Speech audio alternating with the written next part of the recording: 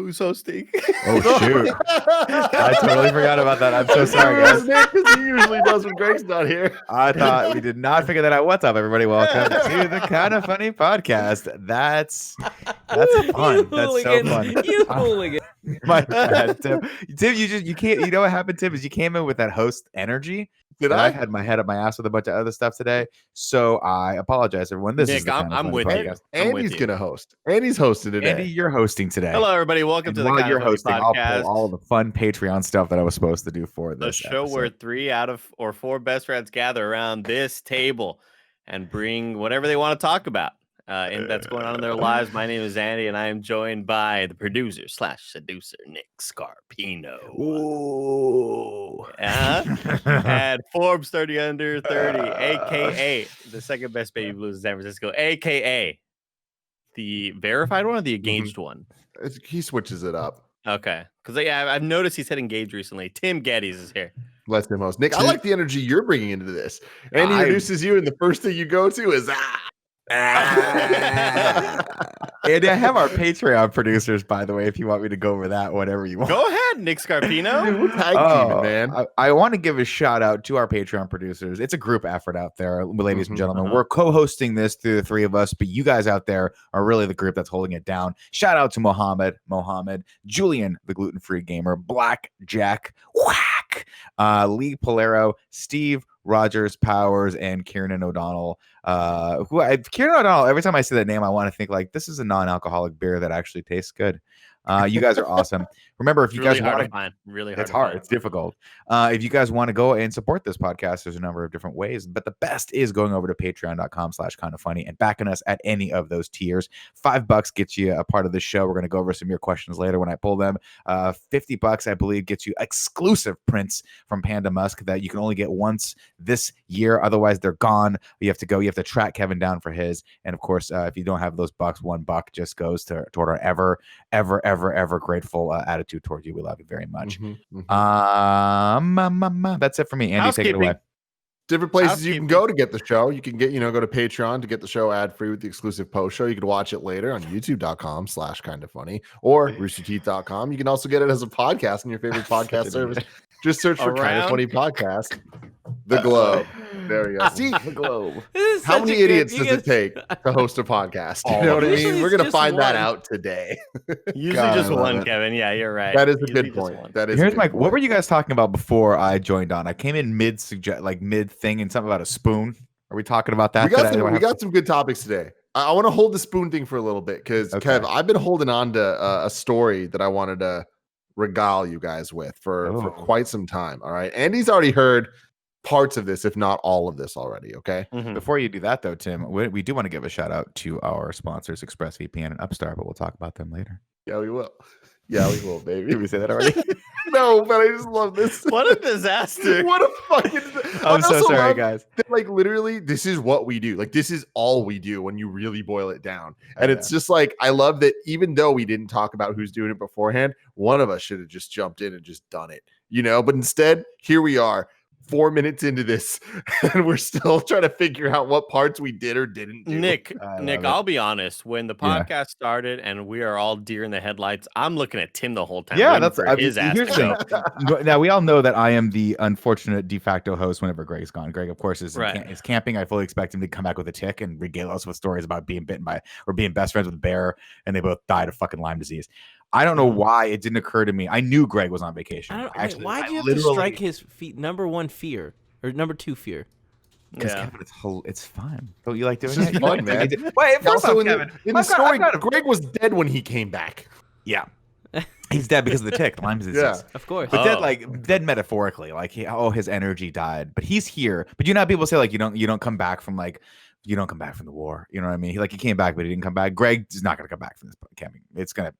First off, he's just gonna basically never want to go camping again. He looks pretty miserable. He looks pretty miserable. Oh no, he's gonna be like, oh, it was great. But if you look at him, he's so pissed he's not near his PlayStation right now. And he probably tried to hook that PlayStation up to that Gulfstream, whatever that thing is. And it just didn't work. But I want to dial it back for a second, Tim, because Kevin was like, why do you love giving Greg so much shit? To which I will answer that question with the question, Kevin, Why do you love giving Greg so much shit? Because you give him as much shit as I do. It's just we alternate. Yeah, I mean, I don't know. It's just fun. You know what I mean? Exactly. That's what I say. The thing that I will say is that I want you all to know this as my friends, right? Mhm. If I get a girlfriend that maybe gets invited to Tim's wedding in the future, You gotta be quick. and I go on a camping trip, I want you to know that no matter how I look on the in the photos, I'm not happy. No, We of don't. course not. Of I course like, not. and I could fake it. I can like doing a cute smile, like, "Hey, here with the babe." You know, we're eating some fucking bacon or whatever. I'm here Here with with, the here with the bacon. babe. Here's my Here's cute smile. here's my babe in a little pine cone I found, or like whatever. Here's the Yeah, dead for sure. cardinal. I don't know what you do when you go A camping. dead cardinal dude. is where your brain went. Yeah, Like an actual bird, like a red bird. yeah. No. From Find the that. By the way, Vatican. From the Vatican. The actual cardinal of Yeah. the Vatican is going to be Uh-huh. there. If you find Yeah. either of those things, you are cursed. That's bad. Gotcha. Yeah. just Anyway, I FYI. want you to know in these photos, like I'm never happy if I'm Mhm. out there.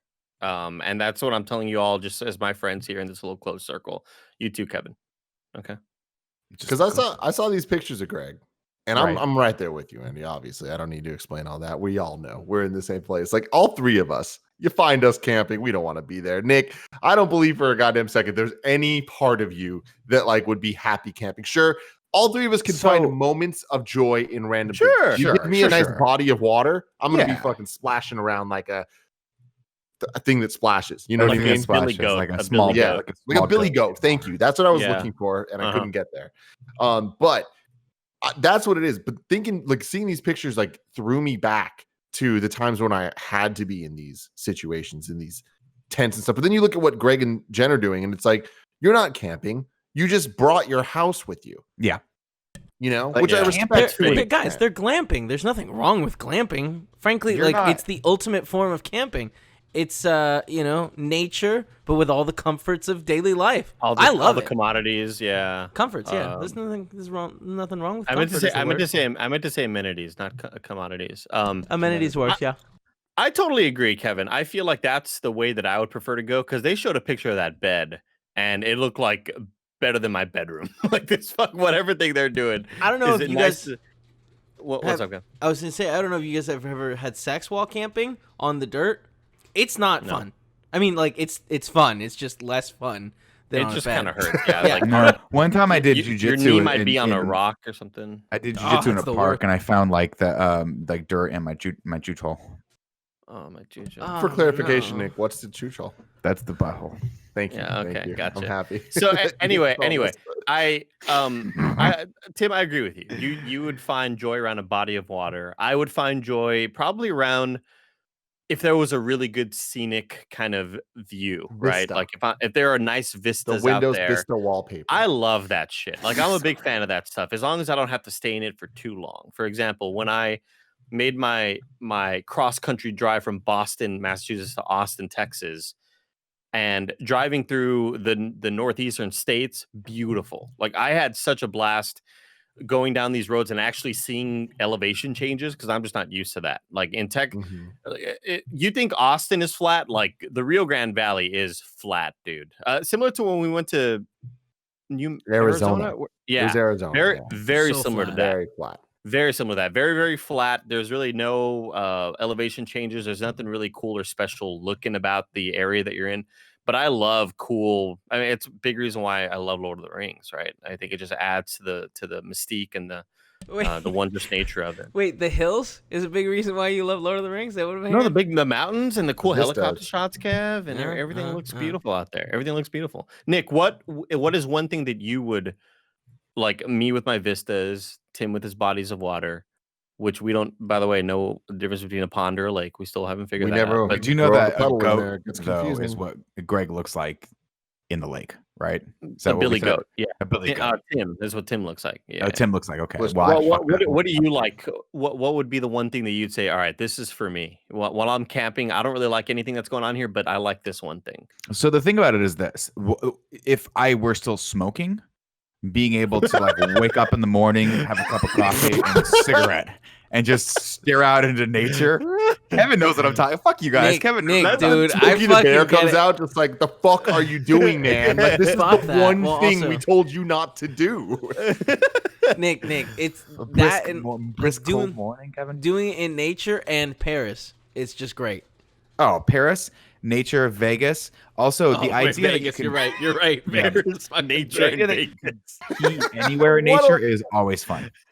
Like Just I like love Vegas. I like the Just trips like where you go, Vegas. you party till night, and then you're outdoors, and you're like, oh, we're gonna drink until like 2:00 in the morning. We can be as loud as fuck. And anytime I have to pee, a toilet is just like 3 feet in any direction from where I'm standing. That's the best Okay. part about camping. God, So the in this idea- story right now, you're thinking Vegas, which makes sense. I get it. I buy it. We're out in Then the you middle go to of the the desert in nature, Vegas. and I'm like, okay, anywhere you go, you can pee on trees. I get it. Yeah. Paris. Well, Kevin said Paris, not me. I did Okay. not say Paris. Gotcha. But you seem Kevin like you says kind he of likes agreed. smoking cigarettes in Paris. Well, Yeah. that was a Yeah. you guys missed the point of that. The point was, Got it. where do we like smoking cigarettes? And the answer, really, Kevin, is everywhere. But Like You're yeah. I right. feel- You're right. I feel like you could have put in any location there, guys. When I was in high school, I was you guys have a great energy today. I just want you to know that. when I was in high school, I was in theater. I did a lot of theater, and we went on a trip, kind of a team building thing over the summer. And I didn't really know what it was or what was going to be happening, but we were going to a place called Sky Ranch, and I thought it was going to be, I don't know, like this creative kind of camp that you go to or whatever. You thought it was But- Skywalker Ranch. But I wished him. Oh my god, I wish. But it was just straight It's up not kind as of cool like as you think. it was just straight up summer camp. Oh. As a This high is like schooler, a lot of heavyweights. and I slept in a room with like 4 bunk beds with a bunch of my students and classmates is what the word I was looking for. Hot. But also and he my slept with the teeth- students. You heard But it here. No. But also my teacher was like sleeping on one of the bunks, and he was snoring like crazy. We could not fall the fuck asleep. Also, he was Disney Teacher of the Year. Shout out, Mr. Cepeda. Awesome dude, great dude. Really was Disney Teacher of the Year though, like of the whole country. It was What crazy. does that mean? I don't believe it. Disney gave out these awards for like being Teacher of the Year, and he was a theater teacher and who's known for kind of putting the Rio Grande Valley on the map when it comes to Holy theater. shit. And Yeah. like Disney like gave him the award out of everybody in the country. It was fucking crazy. Wasn't that like a morning thing for like the when they had ABC cartoons? You remember that they had those like morning? I don't think know. that's where that came. I think that there's some connection there. I remember hearing about. It's possible. Anyway, we went to the Sky Ranch thing, and I was like miserable. My friends and I are just all the most outdoors we'd get is let's go play basketball, let's go to the football on the street, whatever the fuck, Mhm. But we were all there just like Greg is like right now. I want to play video games. We were just like, what are we doing here? We don't belong in a campsite at all, right? No, you're and they indoor had us kids, do like for sure. they had us doing like the rock climbing and stuff, and they had us do the zip line things and all these activities, and I it was just so bizarre and nothing that I ever would want to do again. And I don't understand why people like camping. Let me be clear. We all should love camping. We all should love being in the outdoors. This is a deficiency on our part. So if you're out there listening going, I love hiking, I love camping, what's wrong with you guys? Lots is wrong with us. You are right, we are wrong. The problem with camping is that it sucks. It fundamentally just everything that the millions of years of human evolution has led us up to creating, it takes away. Now, I understand that's the whole point, is to convene with nature and relax. And I bet your blood pressure goes down. Andy, I bet your anxiety would go down. I bet like all of my stress levels would go down if we just went Your list outside. of fun things to do would go down. But the list of crazy. fun things to go down. Can't get Starbucks. That sucks, right? That sucks. And also, and again, this is where I draw the line, and this ties into a Patreon question that I've had prepped all day, Tim. Is that I don't like the idea of not understanding how to poop while you're camping.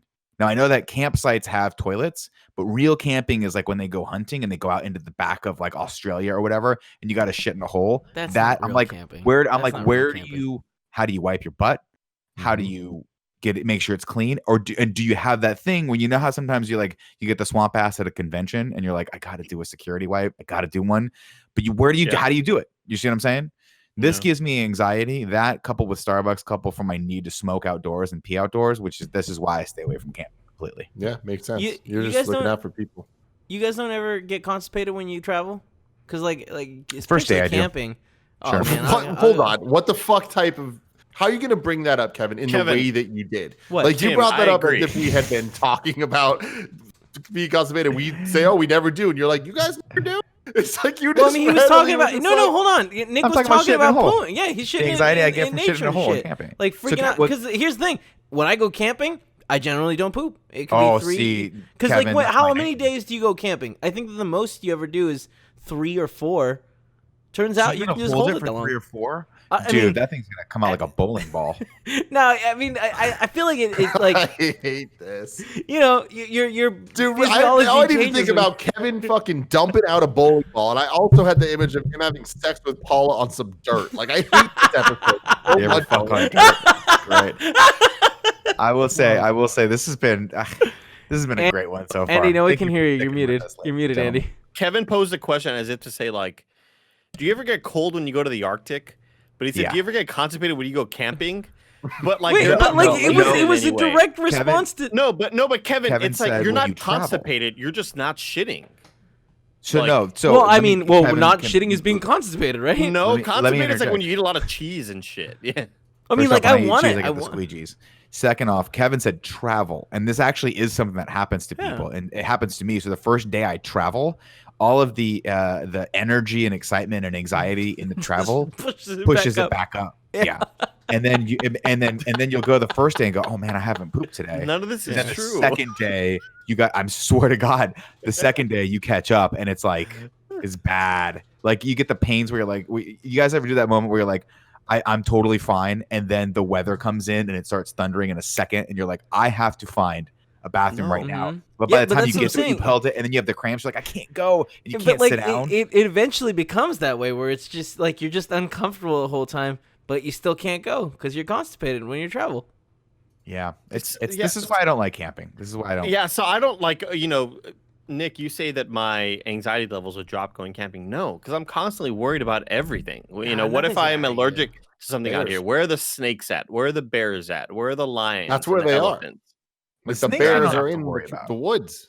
You don't have to worry about the snakes because they're more not? scared Why? of you than you are. Why of them. don't you need to worry about the snakes? Because they're more scared of you than you are of them. True Yeah. fact. This is a Uh-huh. fact that I remember hearing that I'd never bothered to check, Is it but I true? will say it as empirical proof. Mhm. A rattlesnake is rattling Rattlesnake. to warn you that it's near and that it's scared of you, and that if you get any Okay. closer, it's going to eat you. It's not rattling as like a fear tactic to let you know, like, I'm gonna fuck you up right now. Yeah. It's saying, get away from me, get away here, from me. yeah.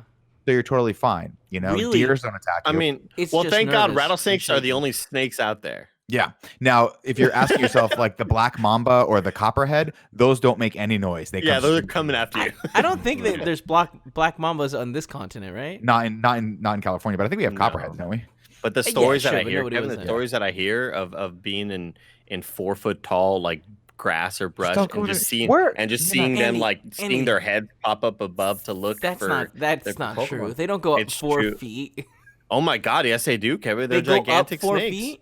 They're gigantic snakes. No, but Kevin. like they Anaconda. can't stand 4 feet. Like I don't think Yes, they anacondas can. can stand 4 okay, feet.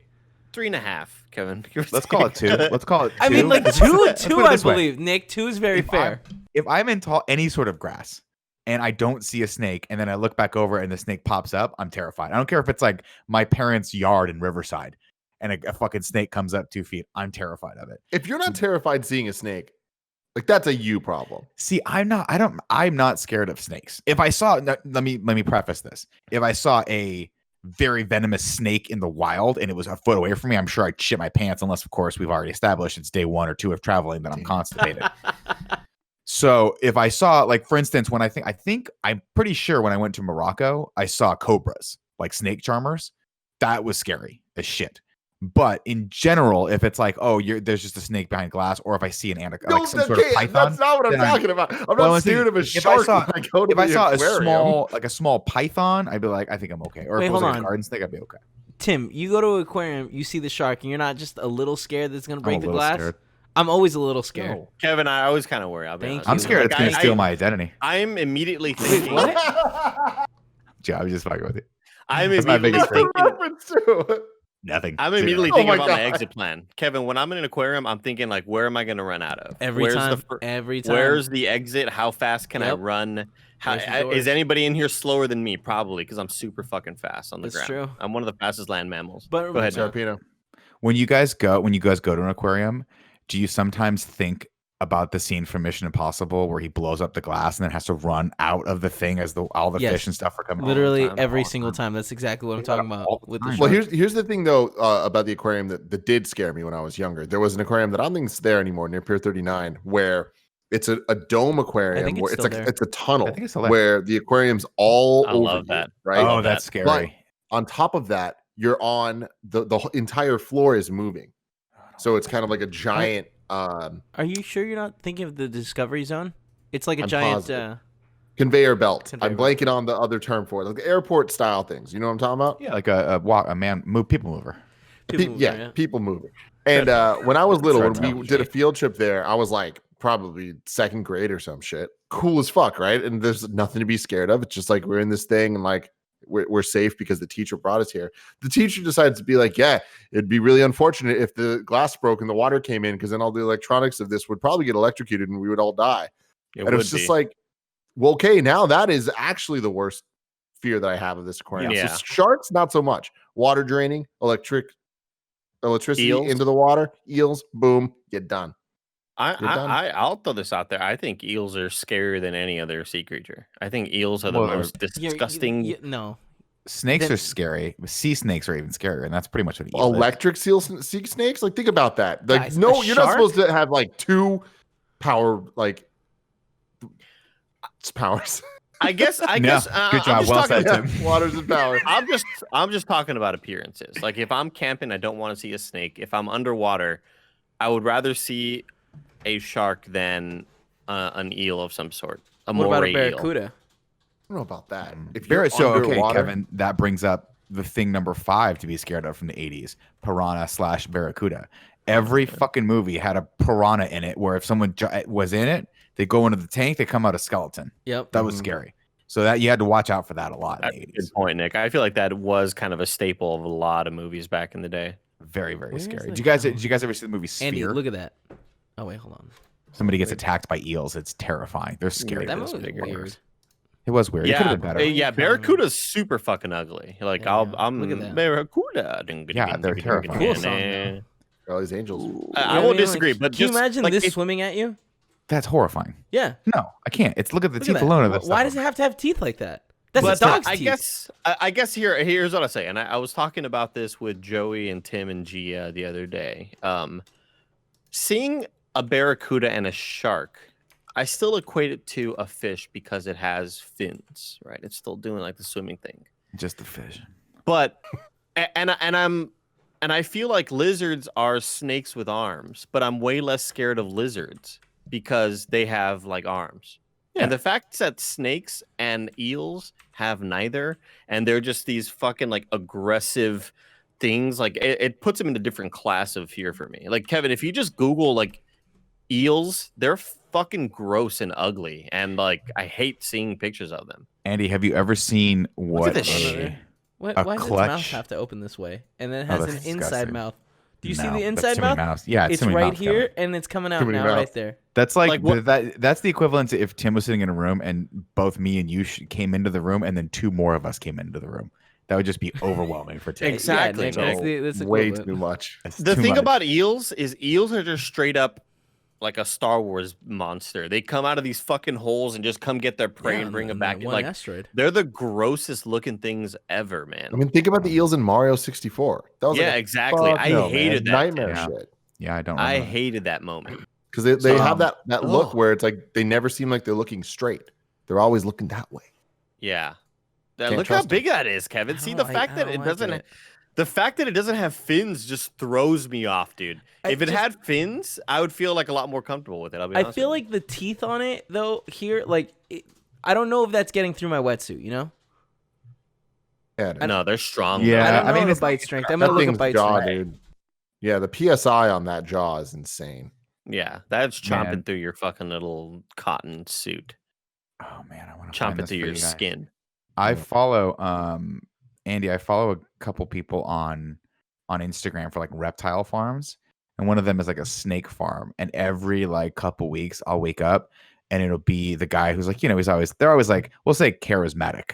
Oh, I think you showed us this before. Did I? Okay, I think. So every once in a while he'll pull out, I think they call it a clutch of snake eggs, and there'll be anaconda eggs, and they have to like rip the anaconda out of the membrane. So the egg itself is like soft. It looks like like a hard-boiled egg. And when they rip it out, the little snake like pops out, and they're like, "Oh, look at him. He's so pretty." Meanwhile, the mama snake, whose circumference is this thick, is fucking snapping at them. And they've got this rudimentary tool where it's like, it looks like a hanger where they just kind of try to grab the snake's neck and kind of push it aside. Because it doesn't have teeth. I don't think the anacondas have the teeth, but it'll still hurt if it nips you or like hits you. Oh, sure. Yeah, I mean, it's grabbing on you, and it's going to wrap you up. Absolutely fascinating. My wife hates it. D thinks it's the most shockingly disgusting, like disturbing thing ever. So every time I get it, I text her the links to it. Great, of course you do. I mean, I'm the same way, dude. Oh my God. What is this monster? That's what I'm saying. Apparently, Kevin. Have I opened your eyes to how awful eels are? You have. It's got some sort of toxin, Andy, on its skin that makes it so you don't stop bleeding. So that's fucking fun. Oh, that's not good. And also the fact that like some of them are electric is another like factor that we're not even talking about. I was trying to, and I just presented it extremely poorly. But it's like that's the thing is like, think about Pokemon. You're either a water type or an electric type. Water types are weak to electric type. You can't be both. That is fucked up. Not these damn electric eels. Yeah, exactly. Electric eels are like scorpions, man. You need to choose one or the other. You can't have all of the cool things. And that's what I'm saying. Where like, if I'm underwater and I see a barracuda or an eel, I'm more likely to be scared by an eel just based on its appearance. If I'm in my room and there's let's say like a poisonous iguana or a poisonous snake, the snake is gonna scare me more because I feel like I can predict a creature's movements if it has arms. Dude, you can. You absolutely. I feel like I could see where it's running and like where its momentum's going. But a snake is so unpredictable and so fucking freaky. Yeah. Get away from me, dude. Get away. Get out of my life. It's the difference between a platformer and like a straight up like third person like 3D game. Exactly. Where the platformer, like he's only gonna go up, down, left, and right. That's it. That's all we can do. With the 3D, you're like, what? Like it's like Fall Guys. Like there's just fucking chaos. And with the snake, they can move. I don't trust anything that can move in more than like 3 directions at the same time. Do you see what I'm saying? Because the snake, you're right. Yeah, they work in like Z space. I don't like it. Nick, it's like it's similar to the beings in Interstellar living in 4-dimensional space. They move through Z space is a great line. It's so true. Technically, we all move through Z space, but don't hold me on that. Don't think about it too hard. What did you just bring up right now, Kevin? It's how electric eels attack you. That looked awful. That looked like, hey, I'm James Cameron. We're working on the new Alien movie. Here's our puppeteer showing you like one of our creatures that we're creating. That didn't look real. That didn't look like. I haven't watched I haven't watched the video, but it seems like they like sliding up you while they shock you. So. Yeah, they shock your leg. Oh, look at all the shock happening. What does the shock do? Oh God, that looked like he enjoyed it way more than I thought he would. Oh shit, he's about to fuck up this crocodile. What? Oh, it's not a real crocodile. It's just like a little nuzzle. But do they are they adding the lighting effect? I think they must obviously be, right? they are. It'd be cool as shit if that's what really happened to your arm. Like real, fucking nightclub shit. Do you guys want to hear the stuff of nightmares? No, want to get really I don't like this. I don't. Were we talking shit about Greg? What happened to that? Kevin, I read an article the other day about a group of scientists who are trying to. I don't know the exact reason why they're doing this, but they're working with mosquitoes to try and like genetically engineer mosquitoes that are like resistant against malaria, so that they can push them out into the wild and kill all the other mosquitoes and basically stop the spread of malaria. Yeah. But what's up? It's they make it so the babies of them are infertile. Oh, that's cool. Yeah, because they're working, I think, specifically with just females, because I think females are the only ones that bite humans. But in order to do it, they've been cleared to feed the mosquitoes with their own arms. And the way they do that, Tim, is they shove their arm through a box that has one of those like scientific plastic things on it to keep them from coming out. And they all just attach to his arm and start sucking. And it's horrifying to look at. But why would they do that? Because they want. I don't know. I didn't get that.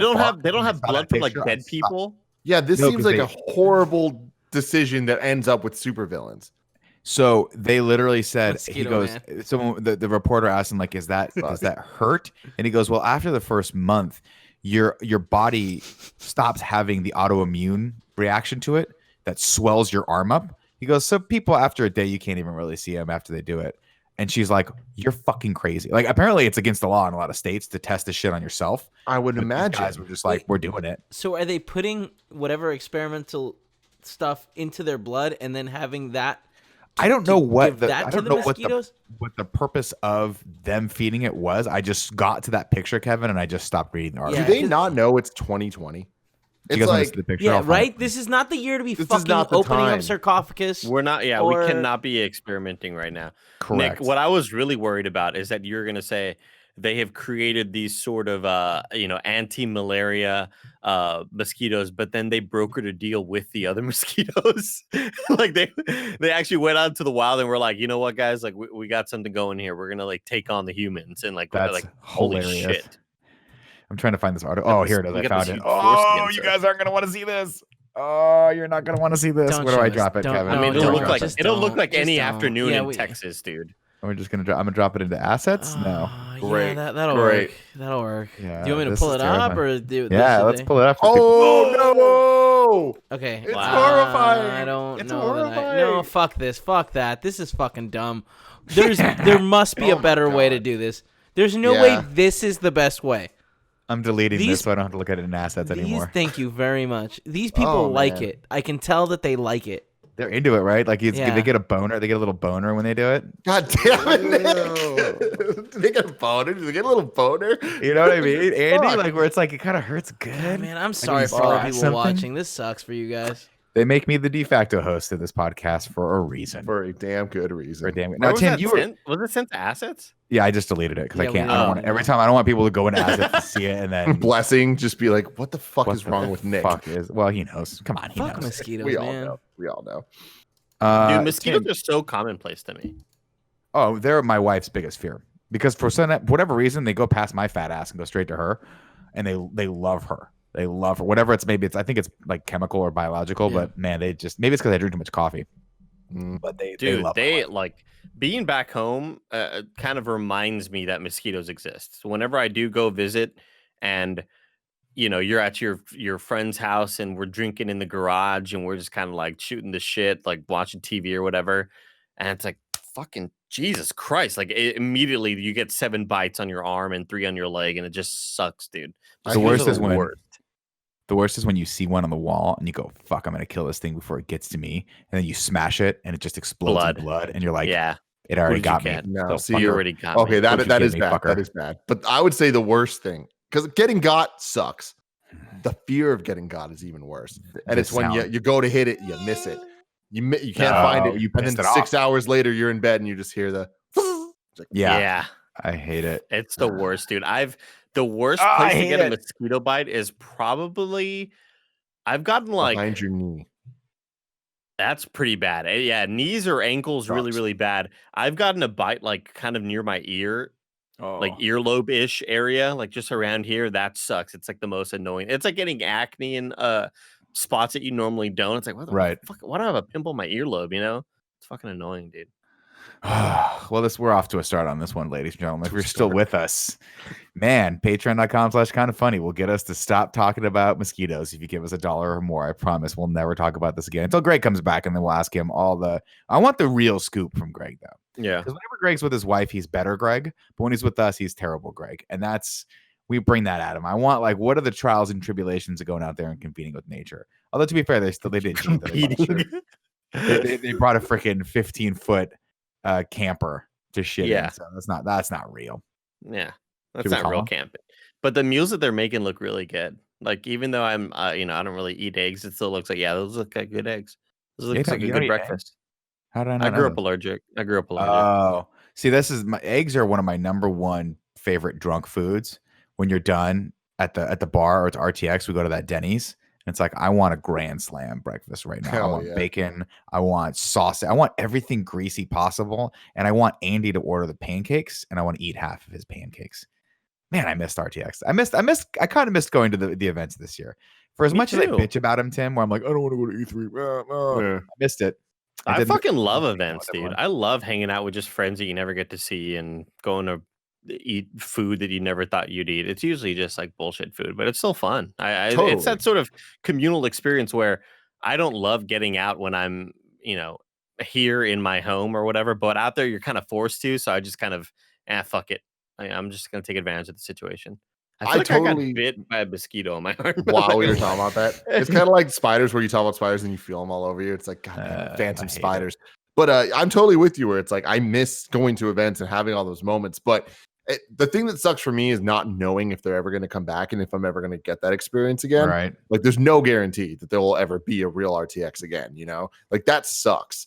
But it's like, I'm actually cool having a year off. Like, it's been real nice not being on a single plane this year after having like 10 years of every month going somewhere, and like, and even more than that, like just boiling it down to just like RTX or just Comic-Con or E3. It's like, it all starts to blend where I'm like, I don't remember the difference between these years, but I think that I remember last year's now.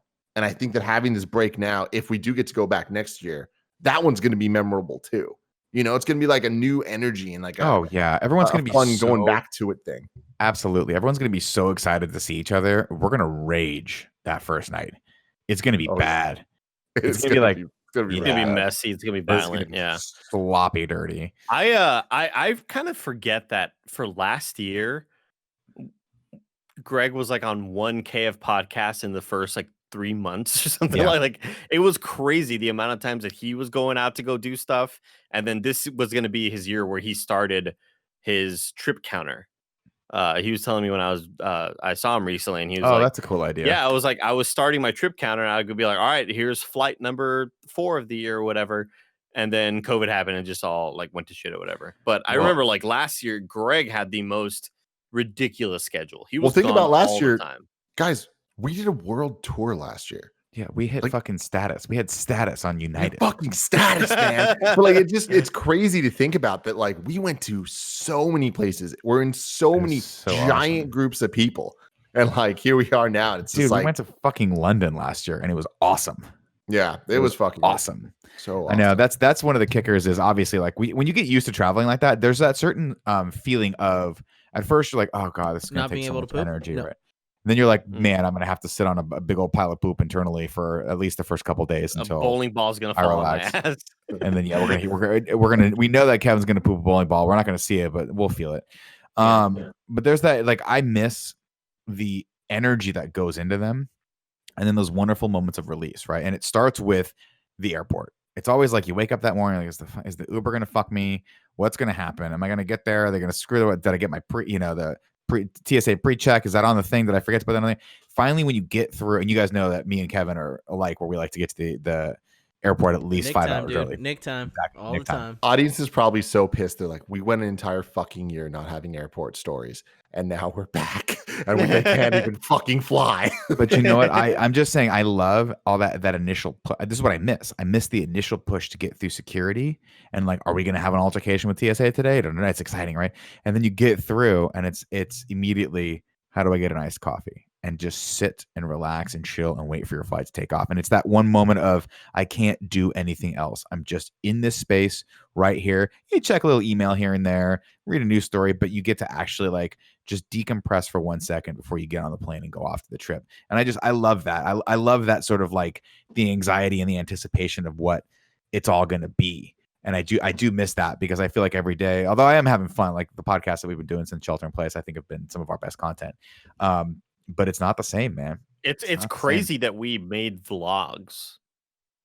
Like when I see those, right. I forget that those pieces of content existed because not only was going on trips, kind of more of a special thing because it was this Patreon push, but the fact that we made content, the fact that Cool Greg is walking around with the camera and then Kevin's recording over here, like we all have our cell phones out capturing different moments. Like being at WrestleMania recording or Royal Rumble recording Cool Greg's reactions. Like it feels like it's just like a different decade. I can't believe that happened. Like how that was like a year ago. Like that is so absolutely mind blowing. Nick, to your point about that moment before we get on the plane, I love it. There's a rare Greg Miller that only exists in that 30-minute max period where we're just sitting waiting on the plane, where it's like we think that he fucks with us now. There's some like he's in full prank mode before we get on a plane. It's always like, dude, how many things can I sneak in your backpack without you noticing? How many times can I like switch you guys' drinks? Or just like it's always just weird shit. And then you look over to him and he does that like why'd you turn into the worst parts of Nick? Like I don't understand. It's the best. That's why. Well, there's two. There's that, and then coming back is Greg needs to recharge mode. Yeah, coming back is he's done. He always has the hood up. Yeah, it's like the only times you see Greg Miller with his hood on. Yeah, and it's like it's still you because you're fucking 900 feet tall. We can tell. What I remember the most is being in Kansas City and Kansas maybe City it was Arizona. party. I always forget. I always forget whether it was party. Arizona or Kansas City. But Greg kept saying, "Guys, it's vacation," and Kevin kept going, "No, it's not. We're working." Yeah. Like, he did the same thing. He did the same thing the year me and Tim went to Toronto with him. I think Tim, you were with me on that one, right? I think it was me, you, and I did. It was me, you, and Andy. No, it was Andy. There was three of us. I went to both Toronto places. I went to both Torontos. Right. Nick went to one, Tim went to the other. That's right. We went to with Andy the trip we did in Toronto when we ended up meeting up with what's his name for dinner. We met up with Adam Boyes. Adam Boyes. Yeah, and then we met up with the Funhouse and the rest of that. And it was just rage. It was like, why like at one point I was like, I'm having so much fun, but in the back of my brain there was a little kid that was like, why are you drinking so hard? It's not even volume, it's hardness of how like I'm slamming these drinks back like I'm never gonna have another custom cocktail. It was bringing in the worst vibe and the worst amount of energy, the worst type of energy, where we went to that place and it was so relaxed. And you could tell that when we walked in, people were like, "Who the fuck are these guys?" Oh, you remember when we went to meet up with Funhouse? Yes. Tim, we told this story before, but I'll tell it again. We go to that themed place in Toronto. It's like Marvel themed, Star Wars themed rooms, bar. They're themed Dragon something. Yeah, Dragon. I follow them on Twitter. They're great. Or on Instagram. And here's the thing. Me, Andy, and Greg are about 3 drinks and maybe 4 drinks in after a really nice dinner. By the way, we had a huge dinner right beforehand. Oh, so good. And we walk into this, and part of it is because I'm so excited to hang out with the Stormcrow Manor. Stormcrow Manor. We're all excited because we love Funhouse and we love hanging out with them. And usually it's like they're usually on our level. It's just that this time we didn't realize we were on a different level than we normally are. We had a different starting point. We were starting from about 90%. They were at 10%, and we walked in and we were the assholes. We were just assholes to the point where sometimes I do that thing, Tim, where I think I'm being charming, and then it doesn't get the reaction from the table next door. Yeah, I do. So I have I have that crossroad where I'm like, there's that moment. What do I do? Double down. I'm gonna do that one. Yeah, you often do that. Yeah, so that's how that went. But man, it was so fun. And it reminded me of that because we did a KFAF with James and Elise last week, and me and Andy were cutting through it today, and they're just so lovely. And I miss hanging out with them. They were always my 2 of my favorites to just sit and relax and because I think when we were in Toronto, Tim, you and me hung out with them too and had a drink. It was just so fun. No, it was you and me. Oh, that was me and you. And why do I keep thinking Tim was in all these wonderful memories? I've never had a single good memory with Tim. Apparently, it was Andy the entire time. No, Nick, we've had some. Not to go down this path too far, but we haven't. Hasn't been too many Tim and Nick trips that are just the 2 of us. No. But when they happen, they're ragers. I was gonna say we'll get to those moments after a word from our sponsors. This episode is brought to you by ExpressVPN. When you use the bathroom, you always close the door behind you, right? You don't want a random passerby looking in on you. So why would you let people look in on when you go online? Using the internet without ExpressVPN is like going to the bathroom and not closing the door in public. You don't want to do that. It's a real bad time for everybody. Did you know that your internet service provider like Comcast or Verizon knows every single website that you visit? What's worse is they can sell this information to ad companies and tech giants who will use your data to target you. And that sounds scary. ExpressVPN puts a stop to this. It creates a secure encrypted tunnel between your device and the internet so that your online activity can't be seen by anyone. You should use ExpressVPN VPN on all your devices. It works on everything from phones to laptops, routers. Everyone who shares your Wi-Fi can still be protected even if they don't have ExpressVPN. I've been using it to make sure that my online identity is staying safe. The best part is using ExpressVPN is as easy as closing the bathroom door. You just fire up the app, you click one button, and you are protected. If you're like me and believe your online activities, your business, secure yourself today by visiting expressvpn.com/kindafunny. Use the link expressvpn.com/kindafunny, and you can get an extra 3 months free. That's expressvpn.com/kindafunny. Also, shout out to Upstart. During these economically turbulent times, everyone's looking for a way to feel more financially secure. So if you're still needlessly throwing money every month at high interest credit card debt, it's time you checked out Upstart, the revolutionary online lending platform that knows that you are more than just your credit score. Now's the time to find out how low your Upstart rate can be to help pay off high interest credit card debt. One of my really good friends had to do this recently, and it actually was super easy for him and it's made his life a lot better. Just having one thing to focus on instead of many kind of simplifies things and allows you to really wrap your head around it. Upstart lets you skip going to the bank because it's completely online. They offer loans from $1,000 to $50,000, so you can consolidate your debt into one easy fixed rate payment. Upstart makes it fast and simple to check your rate, and it's just a soft pull, so it's not going to affect your credit score. The best part is once the loan's approved and accepted, most people get their funds the very next business day. You can see why Upstart has a 4.9 out of 5 rating on Trustpilot, and hurry over to upstart.com/kindafunny to find out how low your Upstart rate can be. Checking your rate only takes a few minutes. That's upstart.com/kindafunny. A note, your loan amount will be determined based on your credit, income, and certain other information provided in your loan application. Not all applicants will qualify for the full amount. One more time, that's upstart.com/kindafunny. Good job, Andy. What's funny is I started the stopwatch to see how far we were through, and I was like, oh, we're only 35 minutes through, but I started at 10 minutes too late. So it's good. Nailed it, Andy. Nailed it. Absolutely nailed it. Forgot what I was going to segue to. You were talking about moments that me and you had together. Oh, yeah. I mean, we don't need to talk about it, but it's just like I always appreciate the Tim and Nick going to LA or just like doing random ass shit. It's always fun, and we always get like the time we went and did the Disney commercial, and we showed up, and the director was like, "So this is a Disney Emoji Blitz commercial," and we were like, "Yep." And he goes, "This is a game usually for like tweens," and we're like, "Mm-hmm." And then they were like, well, "You guys are two leads." Yep. And then they said, "Well, why don't you shave your beards?" And we were like, "No." Dude, that crew hated us, man. That poor director was like, fuck my life. This was supposed to be he was like, this was going to be the thing that got me the Marvel movie. And I don't get the Marvel movie anymore because who would trust me? I cast a 47-year-old man and a 40-year-old man to sell this kids game to the populace. What were you expecting? Legitimately, that was one of the fucking funniest things because it was one of the only times where you and I got to go to like a real thing, and they treated us like we're like celebrities. And it was just like, we're so not that. And you could tell that the people that actually had to like work with us hated us. Yeah, but everyone around them was just like, all these people are working super hard. Me and Nick are just fucking around with the costume designers. Like, yeah. Now, to be fair, Nick's constantly trying on like smaller and smaller shirts. Yeah, I was trying to get my fonts to come out, if you know what I mean. Oh god. Tim, can we go ahead. Oh, go ahead. I was gonna say they didn't hate working with us. They just the whole process was not as enjoyable as it should have been for them. But we had a great time.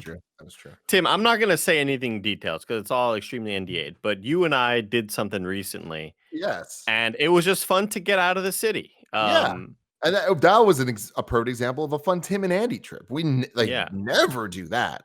Like that was cool.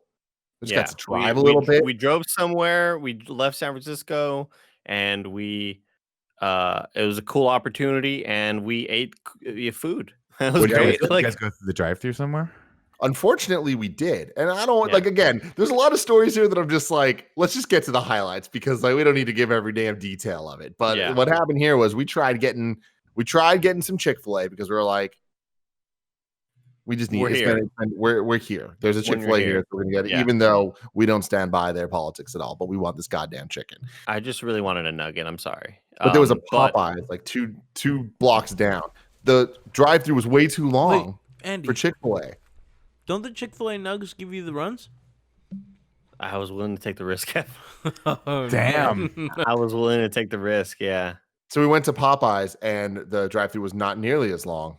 We order and immediately me and Andy are like, oh, this is not going to be right. And the guy like looks out. We see the people kind of panicking, just like looking around. And we're at the final pickup spot at this point. Nick, picture the panic moment in Chernobyl. Oh, where they're just kind of where they know something's wrong. Like these guys were just walking around like the meters are all off. Like what's going on? Something's about to happen. And they kept looking at us and at least 5 minutes of coming back and forth and being like, hey, so you all had this, right? And we're like, yeah, like bad. Oh, God. This is bad. So they give us it. We get to the parking lot. We have like 5 minutes to just scarf this shit down before we have to do what we have to do. And Andy pulls it out. He's like, oh, this must be yours. And gives it to me. Opens up his. He goes, that isn't yours, is it? I'm like, nope. He's like, cool, total wrong order. Yeah, we me and Tim are really craving, and I'll tell you what we got was still good. It was but good. Nick, like my mouth's watering just thinking about it right now. I'm probably gonna get some after the show. They're the Popeyes Cajun tenders. I swear to God, people are gonna think we're sponsored by Popeyes as much as we talk about them on Games Daily and all the other shows. Please sponsor us. The Cajun tenders are so good. They have such a good spice to them. And the Cajun fries on another level. Like these seasoned fries are fucking delicious and crispy and crunchy, and they're great. But Tim didn't order fries. So I opened the box and I'm like, oh, this must be Tim's because mine surely has the fries. Open mine, I was like, no, they just gave us a 3-piece of they gave us a thigh and 2 legs, 2 drumsticks. But great. They were still Cajun seasoned, and it was fucking good, man. Okay. It was still to eat in limited time. It was still delicious, and then we put our masks in and we had it in, and yeah, it was good. I had a very similar experience the last time I went to Taco Bell. I don't know if you guys know this or not, but when you go to a Taco Bell KFC, they're now doing a limited menu, and I don't know if this is something that's going to continue past COVID or if it's just going to be for the foreseeable future. But they've knocked off like 50% of the menu items. One of which is my favorite thing to get at Taco Bell, which is the Nacho Supreme, which is it's a little plate of nachos about this big. And so when you get that, you're like, I can definitely get 3 other items. This is too small. It's not, it's too small. But the guy's like, we don't sell that anymore. And I was like, don't lose your shit. Don't lose your shit. God. Do not lose your shit in a Taco Bell right now. You don't need to do this. I was like, I literally took a breath. I was like, what do you have? And the guy's like, sorry, the only nachos we have are the chips and cheese. And I was like, you better fucking have a better option for me, sir. I'm thinking this. I'm like, because these chips and cheese, that is not a fucking nacho. Nick. That is a side of chips and a side of and a fucking container of nacho cheese. That does not make a nacho. You understand what me, Andy? What I'm picturing is you like in your mind saying, "Don't freak out, be calm." But then the guy being like, "Oh, we don't have that," and then you looking and being like, "What do you have?" Like, it's just literally this is what it looked like.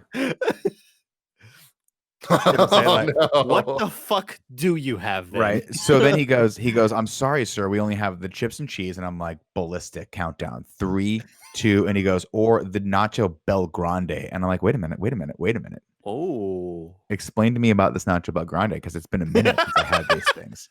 And the guy's like, well, I was like, how big are those? And he goes, no shit, Tim. They're this big. Fuck yeah. And I was like, oh, what is it? It's a burrito? It's the same thing as a Nacho Supreme. It's just twice as big, basically. And I got it, and I was like, I got it thinking I'm only going to eat the normal Nacho Supreme size out of this, and I got the rest of the menu items I usually get. I got 3/4 of the way through this plate of nachos, and I was like, I'm gonna throw up. But I fucking powered through, and I ate the rest of everything I got. It was like a real warrior would. So now I have to redo my whole menu strategy at Taco Bell now because it was all based around the foundation that was the Nacho Supreme. I feel like I'm such a Taco Bell poser, dude. Because why? When Taco Bell is in the question, is in the conversation, I'm always 100% down. Yeah. But all I ever get are the crunchy tacos. I never experiment because I know I like, and I don't really want to. I don't really want to fuck. And I feel like so many of the other offerings on the Taco Bell menu are of the squishy, chewy kind and less of the crunchy kind. Like obviously you're getting nachos and that's obviously crunchy chips or whatever. But I feel like what they, if I'm going to a normal Mexican restaurant, a normal taqueria down the street, whatever, I'm getting the soft tacos like al pastor or bistec or whatever the hell. But if I'm going to Taco Bell, I want the crunchy tacos. And I want at least 3 crunchy tacos with 1 Doritos Locos. Oh, They so you go got 4 tacos. Yeah. 4 tacos to me does not seem like enough for me. If you said, because I think I could probably take down a whole little one of those little containers, the carrying cases of tacos, like 10 of them. I'll fuck that up. You could, Nick. No, I would try. I would get about 7 in and be like, I don't like we myself. gotta try it. We gotta try it now, KFAF. How many tacos can I eat? Done. Yeah, We'll do it. How many tacos can Nick eat? Some of my favorite memories, growing up as a child, as a young Cortez in the Cortez family, my dad would just be like, "You want to go to Taco Bell? Just pick up like a little 10-pack of crunchies." Yeah. Like, absolutely. And then we would like rent a movie and just watch like fucking watch Star Trek or like fuck yeah, this is the best, dude. Yeah, what a life, man. A giant iced soda. I want to take this and segue from this nacho cheese because it reminds me of the story I was trying to tell at the beginning about the nacho cheese. All right. That comes full circle. It does. It does. So last week, and I might have told parts of the story already, so stop me if I have for people, but I'm just in my kitchen, and at some point Gia goes, "What's up with the giant bag of shredded cheese in the fridge?" Oh, I love those. And I'm like, I don't know. Like, out of all people, why are you asking me? Like, there's no way I should. Why would I know? Why the fuck would I know? Like, it's not mine. And she goes, "Oh, just weird. It's like, it must be Joey's." And I was like, "Yeah, I guess so." The next day, Joey's like, "Hey, whose giant bag of cheese is that in the fridge?"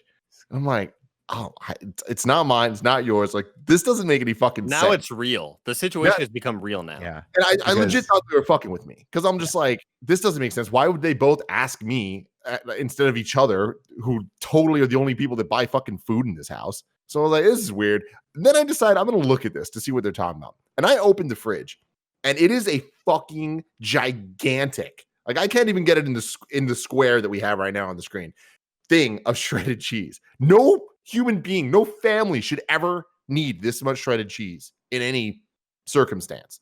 So I'm like, all right, this is kind of fucking weird. The next night, Cool Greg comes up to play with Moose. The whole family's in the living room. We're all hanging out talking. And at some point, someone opens the fridge, and I look over and I see the cheese, and it hits me. I'm like, every single fucking person in this house is in this room. I'm getting to the bottom of this. Mm-hmm. So the questionnaire begins. Yeah. Everyone here, what the fuck's up with this bag of cheese? We all look to Cool Greg, the only person in the house who so far has not verified that the cheese is not his. Because a massive bag of cheese sounds like Cool Greg. It sounds like something he would do. You know what I mean? But not really with any sort of reason or motivation behind it. Like, it would just sort of happen, you know? Right. Joker status, chaos. I can see that. But also, he's so picky with cheese. Like, he usually doesn't eat cheese. So this doesn't sound like a Cool Greg thing. But anyways, he just straight up goes, "Fuck, I don't know." And I'm like, y'all are fucking with me because this doesn't Someone's fucking with me. sense. Someone's fucking with me. And so I see that Gia and Joey are getting riled up where they're just like, it has to be someone's that's not us because we buy the shit. We know it's not ours.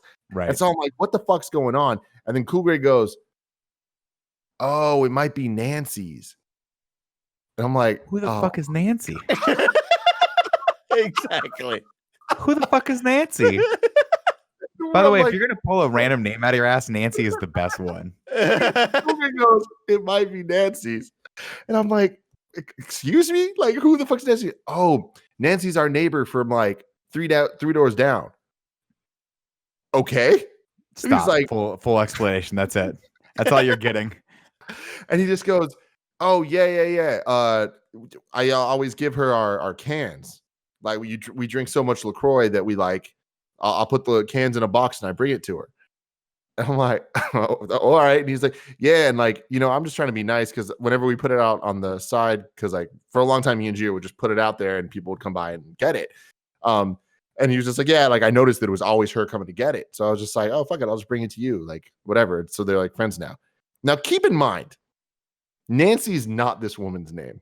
Mm-hmm. This woman is a very, very, very old Vietnamese woman. Yep. Who has a difficult to say name that starts with an N. Yeah. That's very traditional Vietnamese. I didn't know this was the thread of the story. She has told my brother, who has tried, and like they've spoken, I guess. And can you imagine how much she can understand Cool Greg? Zero. Probably not much. So they're both having this trouble of understanding each other. She eventually just said, just call me Nancy. So he's been calling her Nancy. Yeah. And I love all of that. But this is where this gets extremely interesting because it doesn't answer the question of I was like, where did the cheese come from? Why is she borrowing and is she paying for the rental space of your refrigerator to store this massive bag of cheese? So here's the situation, Nick. Cool Greg and this Nancy woman cannot communicate with language. Yeah. But they can communicate, I guess, with a bartering system. Because every time my brother every week brings this box of cans, she gives him something. Started off with just like a 6-pack of soda. Okay. And he was like, all right, took it. Because she was like, oh, take it. He was like, all right, fine. The next week was a bag of shrimp. Wait, real quick. Tim, when it was the soda, it was also beer, and it was the stuff that you guys drink. You're jumping ahead. My bad. Go ahead. Because week 2 was a bag of shrimp. Week 3. wait. A big bag of shrimp, though, right? Very, shockingly big. Like, why do you have this much shrimp? But can I ask a question? Nick. Kevin, if this is for Kevin, have you done the exchange rate to see if Cool Greg's because it sounds like Cool Greg's really making out good on this deal. Because all he's giving her is some empties, and she's giving him like a high valued bag of shellfish. But I think it's the fact that like the effort. Because what ends up happening is he was like, "Oh, I'm gonna leave it on a box outside our house," and then people started picking up. Like other people would come and take the box, even though it was for Nancy. So then he was like, "Well, to hell with this. I'm gonna go knock on your door and give it to you." You know what I mean? So now they have a relationship. So grandmother, grandson kind of situation. Yeah, for sure. That sounds nice. So then the third week, and this is where Cool Greg like first told me about this. Like the bartering had been happening and I just didn't know. It wasn't until he came up to me. I was sitting here, I just finished a show, and he comes into the theater, which is a rare thing because you guys know Cool Greg in his like personal space. Like he's not trying to get in my space, even though he's totally fucking welcome. So he's always just like, hey, is now a good time? I'm like, yeah, what's up, man? He's like, hey, so the neighbor, she's been giving me stuff whenever I give her the cans. I'm like, oh, that's nice of her, I guess. He goes, yeah, but she did something really weird. I was like, what is this? She goes, she looked through the box and saw all the different things that we've drank, and she bought me one of each. So it's just one LaCroix. Yeah. One root beer. one Lagunitas bottle. And it's like, how did you even get that? But the funny is like, yeah, man, and like it sucks because like it's so nice and like she really put a lot of work into this, and this doesn't make sense. Like, why you'd ever do this? But she did. But like a lot of this stuff was just stuff that I didn't even really like, anyways. Like, my friend gave me this diet Gatorade or sugar-free Gatorade, and like I didn't want to drink it the first time. Now I have to drink it twice. So what he should do then is drink the Gatorade and throw it out. Don't give it to Nancy because Nancy's just going off of whatever she sees to provide. Yeah, that was this whole situation at first made me uncomfortable, and now it's the most heartwarming thing I've ever heard in my entire life. That's what I'm saying. There's a lot of good. I love it. There's good people doing good things. That's so lovely. To get this back to the end. So now we understand what's happening. We understand the why. We understand a lot of the answers to the question words, right? Yeah. But we still don't understand why Cool Greg doesn't know for sure whose cheese this is. Well, and I have to imagine that at some point she gave him the cheese as part of the barter, and he just spaced on it. Well, that's the thing. Yeah. And it came to the obvious conclusion for us that he was so drunk and or high that he didn't remember that situation going. Right. And it wasn't until we looked at the Nest security cam footage that we realized that like this all did happen. And he very much knew about the cheese, but he totally forgot about it so much that when we asked him, what's up with the cheese? He was just like, I have no fucking idea. What cheese are you talking about? You guys are crazy. This makes me so happy. This whole thing makes me happy. And I'll tell you why, guys. Would you believe that I love just eating cheese out of a bag of shredded cheese? Yeah. It sounds like a very you thing to do. Yeah. It's so good. If it's just you now, granted, if other people are using the cheese, I don't do this. It's disgusting. But if I'm like back in the day, if it was just my cheese and I had roommates, I was like, fuck you. And I would just go in and eat. Just because you know why? That's awful. Here's why, guys. I'm gonna explain this to you so you understand where this comes from. Because Tim loves seeing where this comes from in my brain. It's one of his favorite pastimes. Yeah, when I was a kid, they used to have a bubble gum called Big League Chew. Do you remember this? I mean, it's still around. Yeah, it doesn't exist anymore. It was only from 1983 to 1985. Okay. And you used to open it up, and it was basically it basically taught kids how to get addicted to chewing tobacco. and I loved it. I liked that, and I liked the gum cigarettes, and apparently it worked because I was horribly addicted to cigarettes for a very long time. But to me, a bag of shredded cheese is like the healthier version of chewing tobacco, and I love it. Fair. Healthier. There it is. Fair. It is healthier, but like only in relation to chewing tobacco. Exactly. I will It's not say as that healthy as, this say, jogging. Real this quick, story is Andy, go before ahead. you go on, because I want to get this in here. Cool Gray just Sure. texted me, and I thought he heard me and was texting me like being like, "Oh, come on, bro," like he normally does. No, he texted me and said, "I'm gonna get a white glove and smack around Moose like it's the last level of Smash Brothers." I love it. I love it. I love that your brother has That's taken Cool to Gray it. at 4:08 on a Tuesday. The master hand. I love it. Sorry, Andy. This whole Cool Greg story, I feel like it could be a Miyazaki movie. Like this really heartwarming story, and maybe there's some mysticism and magical elements, but really that's just in Cool Greg's imagination. If You we know? wrote this, we would call it Cool Greg's Epic Bartering System or something cool like that, you know? Yeah. The Yeah, Cool Greg like- Barter like Company. Delivery service, ballistic but- Yeah, bartering. exactly. You know, Something yeah. like Kiki. Ladies and gentlemen, of course, if you want to, if you didn't know, this is the Kind of Funny podcast where 3, sometimes 4 best friends gather around this table, each bringing topics for your amusement. But that's not where it stops. Of course, you can be a part of the show as well. If you go over to patreon.com/kindoffunny and back us at the $5 or up tier, you can write in. Now, 2 people have written in with polar opposite style questions, and I will give it to the group as to which we want to answer first and potentially only because we're a little short on time. Do you guys want a question that is a serious question about art that moves you and that moves you to tears and is emotionally draining? Or do you want another question about pooping and how hard to wipe? God damn, man. I didn't really Sophie's want to do choice. the first one, but I don't want to do the second one, you know? Andy, that Tim has voted for the emotionally draining one. Which one would you like to talk about? You're voting for poop? He's voting for non-poop. I know, but you're voting for poop. I'm voting for poop because it's hilarious. Okay. Let's go poop. Let's go Let's poop. go. We'll go poop, and then if we Greg's can not go back here. around to the other one. Let's My all go girlfriend- Kiki. I go, Kiki, Grandma, my girlfriend works in public relations, and in search for a possible interview for a medical client, she came across a curious topic. When you wipe your butt, how deep should you go? Apparently, the reporter that requested the topic said it is being debated across the internet, so I thought I'd introduce it to the Kind of Funny community for a debate. She added context. The reporter asked some follow-up question for clarity, quote, is it possible to wipe too hard or dig too deep? How should one gauge pressure when wiping? Asks Richard from Miami. Bienvenido a Miami. Oh my god, I do have a top level question. Like, sure. Deep is a weird word to use for this, correct? No, I don't think so. Because you have to get in that colon. You have to figure out how deep. It depends on your colon, how deep your colon is. Apparently, if you have a real shallow colon, then maybe you don't have to worry about it. But hold on. I guess I have a follow up question then. Like, are you guys getting in the hole? Oh yeah. No, you're not. Let's put it this way: if this were You're not golf, getting I'd be in trying the to. If this were golf, I'd be trying to clean out the bottom of the hole. Do you see what I'm saying? You're no bullshit. You're rimming the fucking hole, but you're not putting your finger in there.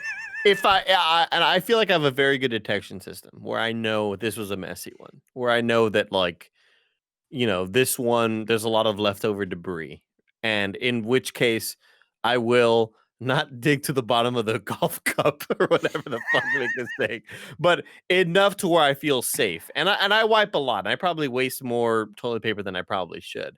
I just want to be careful. See, my natural inclination is to go deep right off the bat because I don't want to waste toilet paper, and B, I don't want to be there wiping for so long that then chafing occurs and then you get an irritated 2-hole. Yeah. So I try to nothing more alive than feeling like an irritated asshole. Like it feels. It's my least favorite feeling. I don't like the feeling of irritation or chafing and I especially, Tim, don't like the feeling of like I got it all and then an hour later like maybe not. No, I didn't. I got to get back in there. So So I'm a little horrified by this concept of digging. Sometimes I wonder how clean your butthole is, Tim. I do wonder this. Yeah. I will say though, when they're talking about the firmness of the wipe and the strength of the wipe, it reminds me that this past weekend, this has nothing to do with shitting, but just in terms of strength, in terms of the strength of doing something, I played Overwatch with Snowbike Mike, and he was playing on PC for the very first He's time. incredible. And he kept saying like, "Man, my hands are hurting. I'm feeling it." You know, I'm like, "Why?" Like, I don't. Maybe you're just not used to the button configurations or whatever. And by the end of it, he had a blister on the hand he holds his mouse with. And I'm That'll like, happen. so I'm like, Mike, you should not be holding a mouse this hard. Like, Yeah. and no, we aren't golfing. We aren't at the driving range hitting balls for the first time in like a year, where usually, you know, You're gonna develop too a much of callus, holding yeah. the golf club, you're going to build up a callus.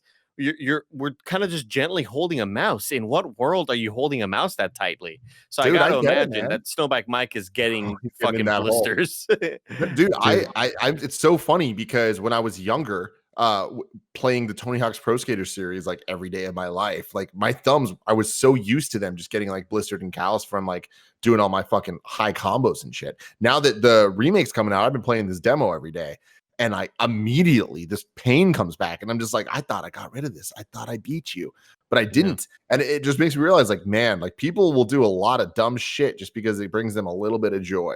You know, I'm physically hurting myself Oh sure. to nail that combo. Oh sure. I've talked about that when I used to play Street Fighter 2 on SNES. Like I had a buddy of mine who legitimately cut off the fingers of a glove and just put it on one of his thumbs, because we used to like wear our thumbs down like on the buttons. It was insane. It was insane. Yeah, well, you're constantly doing like the down forward. Oh, yeah.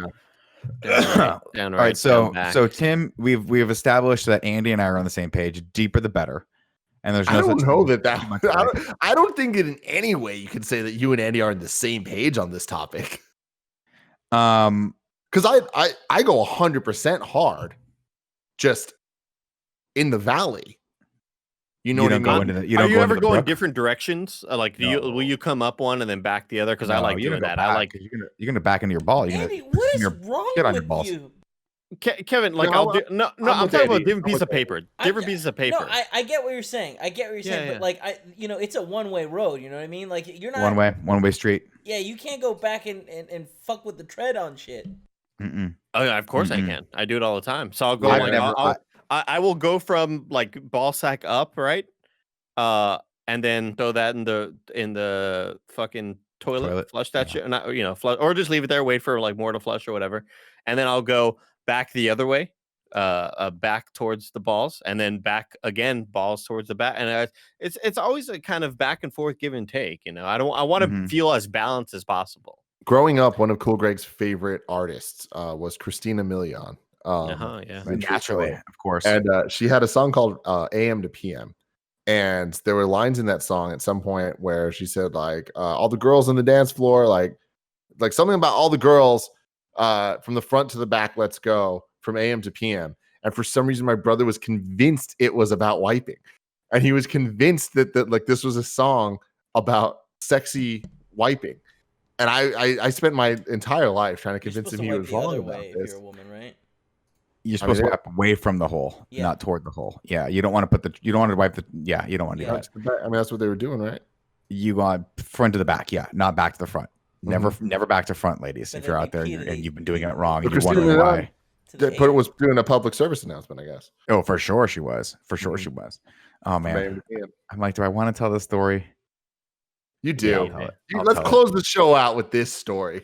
All right. The other day, my buddy had a birthday party, so we all went to like a socially distanced like birthday party thing out in the park, and I had not heard the new Cardi B song yet, and so I was bumping it as I rolled up, and I was like, I didn't think anything of it, Tim, until I looked over, and I was like, oh right, all of my friends have very young children, all of them.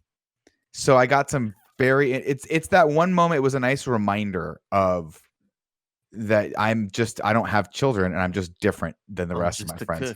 Because one of my buddies was like, why would you think that's okay? And I was like, oh, she makes a reference to the little dangly thing on the back of the throat, Tim. And it gets me every time. Yeah, it does. It gets me every time, ladies and gentlemen. That song and Nick Scarpino just it's my new favorite everything, Tim. Oh yeah, my new favorite fucking everything. We do have a great question from Jordan Luke we were going to get to, which actually is good. I'll put it back on the document, Jordan, so that we can talk about it maybe next week, because I think it's actually a pretty cool question. Not nearly as good apparently as Richard from Miami's poop question. So hopefully we've weighed in there, Richard. Please feel free to tabulate our votes as official votes for the internet, so we can move forward and figure this out, because I do feel like people just don't talk about how to wipe enough. And also we never talk about bidets at all. So we should talk about those more. Of course, if you guys are listening to this on podcast services, make sure to subscribe and like us and refer us to a friend, because that doesn't get you any money, but it gets us some. We like that a lot. Of course, if you're watching this on YouTube and you haven't subscribed to our channel, hey, guess what? Subs are going up, and it's always cool to see. It's always nice to know that people want more of our content. And if you're one of them, please make sure you hit that subscriber button, hit that notification button too. And I promise we won't do more than 3 pieces of content every day. Andy, Tim, and Kevin, thank you so much for joining me today on this podcast. And I'm really glad that I was just super prepped for it across the board. And I'm really glad just now I remembered there's a post show. So stick around for that if you're a patron. Nick, the last thing I want to say before we get to the post show is that your little outro right there just reminded me of a comment I saw today in the chat during an review that said, wow, the guys get paid to listen to Nick. We don't. We're just here.